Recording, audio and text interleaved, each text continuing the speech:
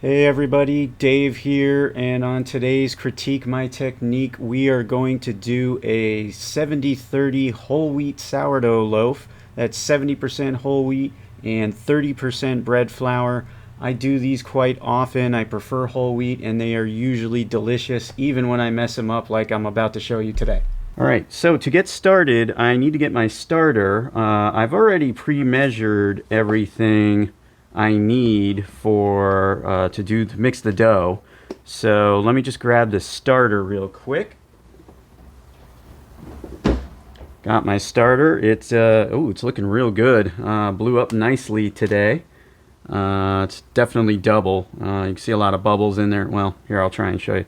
It's hard to show because I'm tilting it for the camera, but there were a lot of bubbles in there before I did that.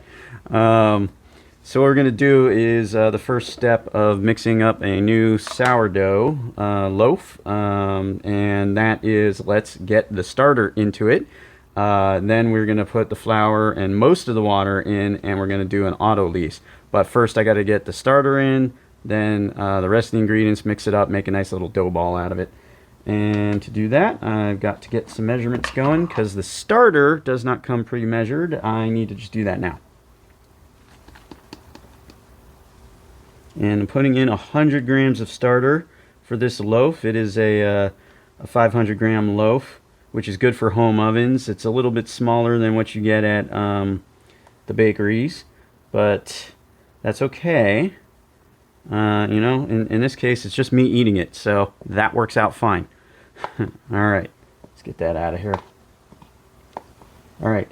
It's a little bit small. So what I did was I put 100 grams of starter in. I don't know if the camera can see it. It's right there, but that's 100 grams.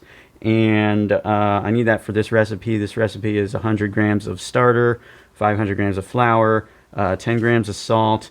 And I'm using an 80% hydration with the water. So that gives me 400 grams of water that will eventually go into the mix. Now, the only thing I had to do was just put the weight in on the starter. That now is done. So I'm going to get rid of the scale because I don't need it anymore. Everything else came pre-measured. So what I'm going to do right now is I'm going to put in most of the water.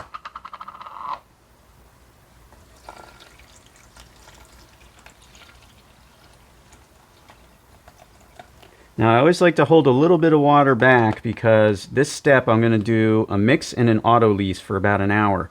And when I do that, I want to hold back on the salt before I mix it into the dough to give all the ingredients some time to work their magic with each other.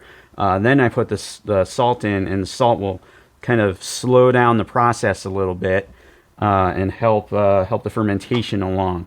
So right now, though, I'm going to just mix this up because I want to get a good healthy mix of the starter into the water there. And the reason I do the starter into the water first, and this is just my personal preference, a lot of people don't do it this way and a lot of people do, but I do it this way because for me it's easier to ensure a good healthy mix of starter into the dough once I get all the flour in there.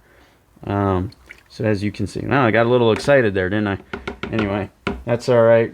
I got a paper towel handy. We'll just grab that, and we are done with that. So now that that's all mixed in together, I am just going to put the flour in. My flour mix, I don't know if you can see it too well on the camera here. I'll try and get you an angle. This part is whole wheat, and this part is bread flour. And it's 100% whole wheat. Germ, bran, everything is in there. I love that stuff. It's great. It's a 70-30 mix, so 70% whole wheat to 30% bread flour. I'm trying that out. Normally I do 60-40 or even 50-50, and sometimes I cut einkorn in there, but today I'm doing a 70-30 mix, and we'll see what happens. Alright, gonna start putting the flour in. Notice I am blocking the, just in case anything pops out, but I'm just gonna get it all in there, and we're gonna mix.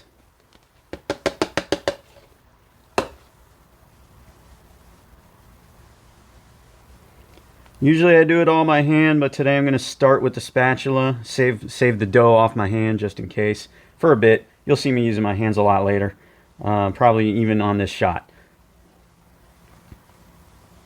In fact, I'm most certainly going to do it on this shot because the spatula kind of not, you know, feel like I'm just going to kill myself with the spatula here. It's easier by hand. So, going with the hand.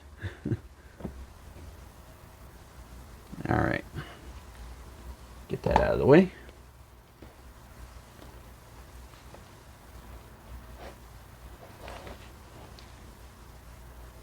And I'm just speeding up the video here. I kind of do this for a few minutes, and I just wanted it to be a little easier to watch through, so you didn't have to sit there and wait and wait and wait.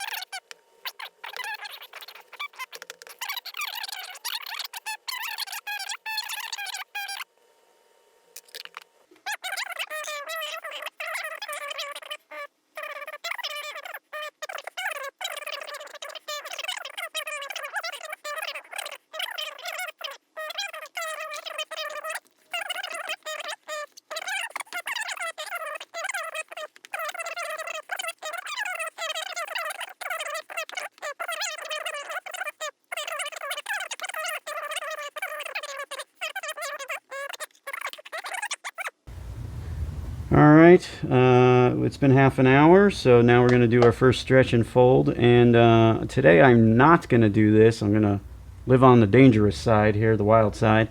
And normally I keep a little container of water or dip my hand in it for the stretch and folds, but I'm going to try it without today and see what happens. So all you really got to do is just grab the dough, kind of cup it like that, and stretch it pretty far, and then fold it over toward the center. And then do it again with each turn. It is a little sticky, but it ain't too bad. Alright. And pretty easy, takes a couple minutes. Well, I've been doing this for a long time, so this only takes me a couple minutes. But it might take you a little longer when you're starting out. And if you've been doing it for a while, you probably know better technique than I do. So, alright. I think we are, yeah, alright. There we go. Wasn't too bad on the stickiness. And that's it. We'll do this 3 more times, and then we will be off to the races for some other stuff after. Alright, see you then.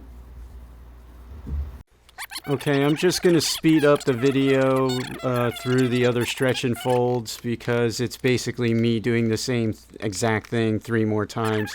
So this is number 2, number 3 is coming next, and then we'll do number 4.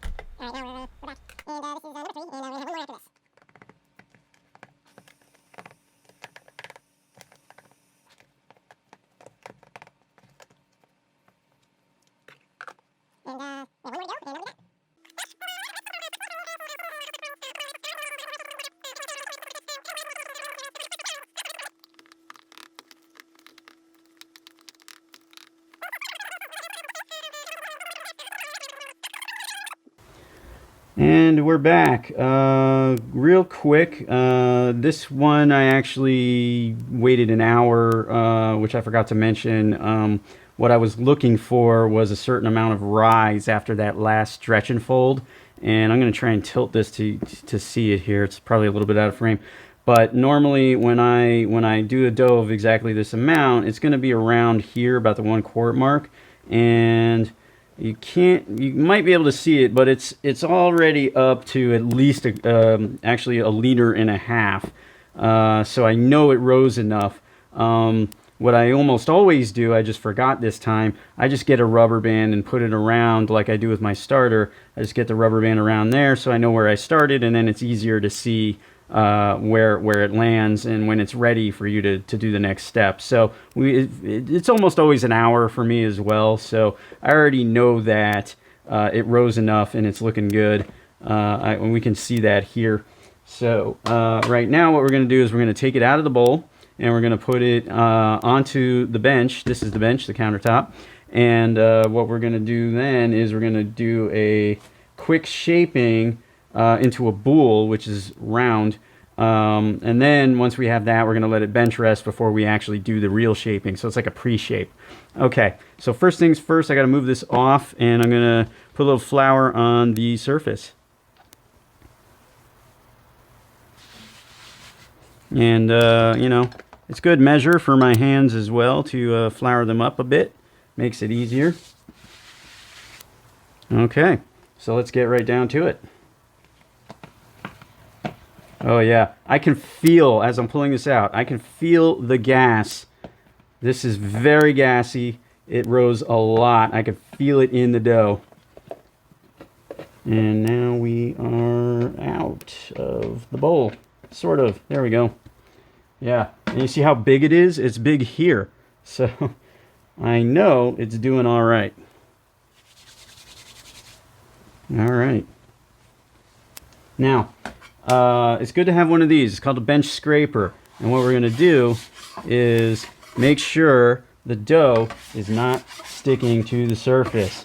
Now, I've seen a lot of different ways. Some people say, don't use flour at all. If it sticks, just use a scraper to get it off and whatever. Yeah, this is probably part of my problem when it comes to scoring, is that I'm not building enough tension in the surface of the dough. So, and you can see there's probably a little bit too much flour on there. So, anyway, what I'm going to do now, though, because the other side has less dough on it, is I am going to, yeah, I probably, it's probably got too much flour. In this one, I probably messed that up, but that's all right. We'll just deal with that later. It'll get absorbed after the bench rest. But what you see is I'm pretty much getting it into a boule, a round shape. You can see there's gas bubbles there. It's forming. It's pretty rounded now. Yeah, there we go. All right. Now, get yourself one of these. You can use a cheesecloth, a regular cloth, any old towel will do. I'm using my personal favorite. It's Grist and Toll. They are a mill around here in Pasadena, and I have it on good authority that like all the pastry chefs in the LA County area, that's where they get their personal flour from. And I can attest to the quality of this place. Their flour is awesome compared to everything else. There's definitely a lot of good ones, but you usually can't find them in stores. So if you want to do really good sourdough, find yourself some good flour or good wheat berries if you mill it yourself. But Grist and Toll is the best. So link to them will be down below in the description as well. Now, for now, we are going to leave this for about 20 minutes and come back to it and give it some rest, and then we're going to do the actual shaping. All right, and ooh, look at that. That not only held its shape pretty well, it stayed round, it didn't flatten out, it expanded. That is looking good. What you see me doing is I'm kind of getting the excess flour out of here. I want to try and do this without extra flour on the surface because I am now trying to create tension in the surface of the dough. Sorry, tension in the surface of the dough so that I can hopefully get a better scoring result out of it. So what I'm going to do right now is we're going to flip it over and then stretch it out a bit so I can actually shape it pretty well and see, well, hopefully, and we'll see what we get. So first things first, I'm going to do this. I'm kind of ambidextrous, so I do tend to move the bench scraper around between hands a lot. Not something a lot of people can do. All right, yeah, look at that. That is a ooh, well, that was interesting. All right, let's get some stretch in here. It's interesting how it did that on me. It's okay though, because what we're looking for is surface stretch on the other side. So this is the underside. Not such a big deal, though. I'm going to press that in. Okay, now what I'm going to try and do is get this to do that. And ooh, it's sticking, but it's also a higher percentage of whole wheat. So, looks kind of odd now. That's all right. All right. So we're going to do this again. We're going to flip it over. Yeah, it's sticking quite a bit. Not really worried about that though. So what I'm going to do now is I'm going to kind of roll it up, right? And I'm trying to intentionally give it opportunity to build tension on the surface, which apparently is a little more shreddy. Now it looks, you know, kind of a bit more like what are the hot, you know, like one of those rolled hot dog situations. And I'm trying to get it tucked under, and yeah, so what you see is now it's getting quite sticky, and I'm going to use the bench scraper a bit more to kind of build that tension up a little bit more, because sometimes it's just easier to do it with the bench scraper, kind of, right, get it underneath so it'll roll a bit, and then just push it through like that. And what it's doing, and if you look at it, right, it's rolling that over, giving it more tension as it goes. Right? Okay, so for now, whoops, went the wrong way there. For now, I'm just trying to get it more into an oblong shape. It's you know, clearly I'm getting some issues here in the shaping process, because this is where I run into trouble. It's not so much the shaping where I have the most issue, it's the scoring.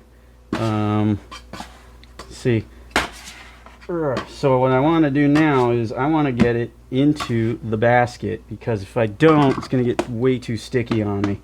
So I'm going to use the scraper and just put it in, and yeah, see, I don't even have to do too much tucking on this one. Now this is the bottom, that's why it's even stickier. It's a little off balance, but that's okay. It should spread out into the batard as it goes, and you can see that it had gotten quite a bit sticky on me. So a little bit of flour probably would have helped. A light dusting probably would have made a bit of a difference in just how sticky it ended up getting. And that's partially, you know, something I forgot about was that I'm using a higher hydration percentage. It is a whole wheat, so you know, it's 70-30 whole wheat, so it's gonna be a little less friendly, if you will. All right, we'll let's scrape all that to the side, just clean up our mess. All right, put that over there. So now we're in the basket, and this is the best part, because I'm not gonna do a hot proof. I'm just gonna dump it in the fridge overnight, and we're gonna bake it in the morning. So we'll see where this goes. I think we're gonna get a good result out of it. But let's see how it fills out in the basket tomorrow. Let's see how it does when it's in the oven. So the rest of this video, let's just see how it does. And that'll be it. All right. Till see you tomorrow. All right. We are now about ready to bake the sourdough loaf. We need to get it out of the fridge and then score it and then shove it in the oven for baking. So I'm going to go get the sourdough loaf right now. Okay. And here's our loaf. Ooh, well, it's a little uneven, big bulge right there. That happened from yesterday when I was trying the just a slightly different take on how I normally do the shaping. And it was a little stickier than usual because I haven't done a 70-30 whole wheat loaf in a while. And higher hydration and whole wheat kind of gets a little bit different results when you do things. So yeah, it's a little, I would have preferred a little more of that bulk to be over there, but it is what it is. Okay, so what I do is I just grab myself a handy piece of parchment paper because it just makes life easy for me, and well, I want it to be easy. Then I take, it's actually a pizza shovel that I have, and I do this. That's just the simplest, easiest thing I can do to safely, quickly, and easily do that. Now when I was much earlier starting out back in the day, what would happen was I didn't know what I was doing, so this would just flatten out like crazy. So I got a lamb here, and I'm going to score it, and then I'm going to put it in the oven. Now one thing I learned recently was you can kind of do something like this. You can kind of pull it over a little and then just score. So I'm gonna do that and see I'm already messing that up.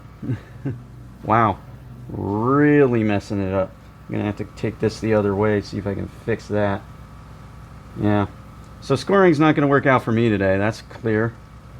But I think we'll do all right on the loaf itself. In fact, I'm gonna give it 3 small cuts just because I can, and we'll see what happens in the bake. Alright, I'm just baking it in my oven right now, and I sped up the video so that you can see it rise really quick and then get through the baking process. And in just a few seconds, we're going to just show you what that looks like after the bake is done.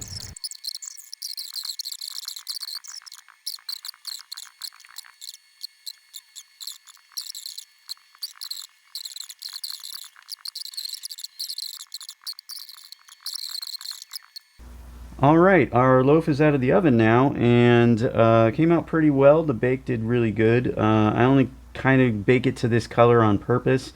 My oven's a steam oven. It's a countertop steam oven, and it's kind of a small chamber, so it's a little bit difficult to not burn the bread, and particularly when it rises a lot. Now this one, I definitely had a scoring and shaping fail. That's a fact.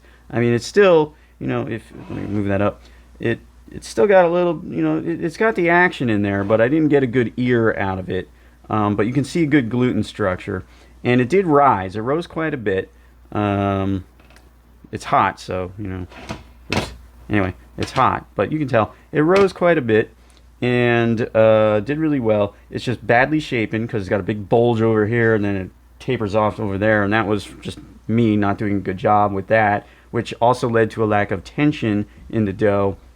And then when I scored it, right, that reflected in the fact that it did kind of flatten out a little bit when I scored it, or as I was about to score it, it flattened out just a little bit. So that was on me. You know, bad technique, right? So if anybody's got any comments on that, feel free to post them down below, because as much as I can you know, point out some things I've learned along the way, I'm still learning too. A lot of my problem is I don't bake enough, particularly when I'm using higher quantities of whole wheat in my loaf like this one. And you have to do things a little bit differently when you're doing higher quantities of wheat, whole wheat in the loaf. Now I'm gonna let it cool for a while before I cut it open, and we'll grab a shot of that, the end results at the end. I think we're gonna be getting some nice stuff right in this zone here, which is perfect because I need about that much of it for sandwich bread anyway. So we'll do that next, and we'll see how things turned out. All right, here it is. We had a great loaf, even though it was oddly shapen and didn't quite get the ear, but it was delicious. And that about wraps it up for this one. Do me a favor though, if you can, please like and subscribe. It would really help me out with the channel, and also hit the bell button. If you do like content like this, it'll let you know when I got more stuff coming your way. Alright, that's about it. Take care.